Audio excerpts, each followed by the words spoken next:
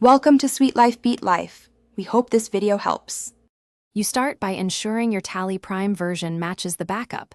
Mismatches cause import errors, so update if needed. Once done, locate the backup. TGZ or data folder and copy it to a local drive with full read/write access to avoid permission blocks.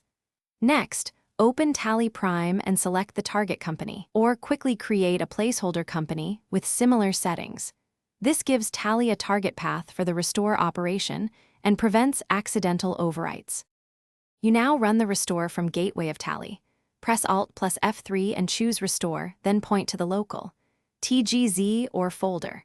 When prompted, choose Replace only if you want to overwrite. Otherwise, pick Merge to combine data. Always take a quick backup of the current company first. As Tally restores, you may get mapping prompts for voucher numbers or ledger defaults. Resolve them by choosing the matching company settings so ledgers, inventory, and voucher sequences align correctly with your target environment. After restore, verify totals immediately. Check opening balances, stock valuation, and a few critical ledgers to confirm integrity. Once done, run a balance sheet and daybook for the restored period and reconcile differences against source reports. This quickly exposes missing vouchers.